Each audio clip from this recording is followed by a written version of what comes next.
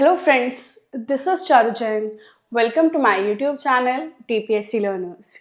इस वीडियो में हम बात करेंगे सीटेट जुलाई 2024।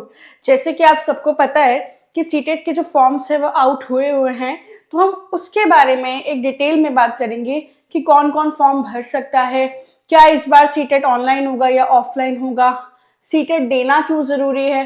तो हम धीरे धीरे सारे पॉइंटर्स पे बात करेंगे। तो स्टार्ट करते हैं। वीडियो पसंद आए तो लाइक करिएगा और शेयर करिएगा। तो सबसे पहले हम जानते हैं कि जो डेट है एग्जाम की वो कब है, यानी कि सीटेट कब है। तो 7 जुलाई 2024 को है, यानी कि अब मार्च चल रहा है आपका, तो अप्रैल मई जून आपके पास अच्छे खासे तैयारी के लिए 3 महीने हैं। 3 months फॉर सीटेट बहुत सफिशियंट होते हैं, क्योंकि आपने ये सब अपना टीचिंग कोर्स में भी पढ़ा होता है।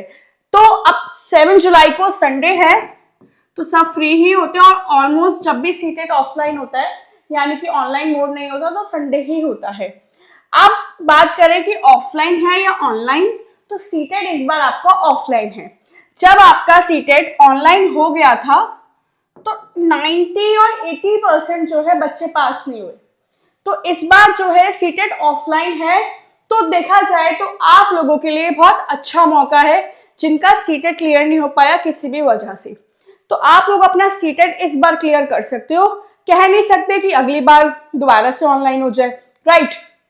तो ट्राई करो कि सीटेट का फॉर्म भर दो और इस बार क्लियर करने की कोशिश करो। और आपका जो फॉर्म की डेट है वो 7 मार्च, यानी कि फॉर्म्स निकले हुए हैं और आप 2/4/24, यानी कि आप अप्रैल तक फॉर्म भर सकते हो, 2 अप्रैल तक। अब बात करूं अगर करेक्शन की, कि अगर फॉर्म भरने में कोई गलती हो जाती है, वैसे तो ट्राई करो फॉर्म भरने में गलती मत करना, बड़ी दिक्कत हो जाती है, बट स्टिल गलती हो जाती है तो ऑनलाइन ठीक कैसे करोगे, कब और डेट क्या है उसके लिए, वो होगी आपकी 8 अप्रैल से 12 अप्रैल। तो ये कुछ छोटी छोटी चीजें हैं फॉर्म को लेकर। अब अगर मैं बात करूं कि फीस क्या है आपकी, भाई फॉर्म फिल करने की फीस, तो जनरल और ओबीसी वाले जो हैं उनकी 1000 रुपीज फीस है एक पेपर के लिए। अगर आपको दोनों पेपर देने हैं तो आपकी 1200 रुपए फीस है।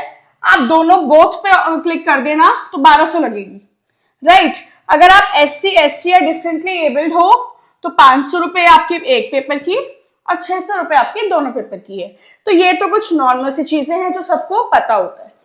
अब एडमिट कार्ड कब आएगा, तो जैसे कि आपका एग्जाम 7 जुलाई को है, तो 2 दिन पहले आपका एडमिट कार्ड आ जाएगा। उससे 1 हफ्ते पहले आपका प्री एडमिट कार्ड आता है, वो सबको पता ही है। रिजल्ट कब आएगा, तो रिजल्ट आएगा एंड ऑफ अगस्त। ये टेंटेटिव होता है, जरूरी नहीं है, इससे पहले भी आ सकता है और इसके बाद में भी आ सकता है। पेपर 2 जो है वो आपका 9:30 से 12 बजे, यानी कि शिफ्ट 1 में होगा। और पेपर 1 जो है वो आपका शिफ्ट 2 में होगा, यानी कि 2 बजे से 4:30 बजे तक। पेपर 2 पहले लेंगे मॉर्निंग शिफ्ट में, पेपर 1 होगा आपका आफ्टरनून वाली शिफ्ट में। ओके, ये सब क्लियर है। अब ये कुछ इंपॉर्टेंट पॉइंटर्स हैं जो हमें क्लियर करने बहुत जरूरी है। सबसे पहले क्लियर करते हैं कि सीटेट का एग्जाम इंपॉर्टेंट क्यों है, यानी कि इस एग्जाम को देने की इंपॉर्टेंस क्या है। तो बेसिकली ये एक फिल्टर है हर किसी एग्जाम का।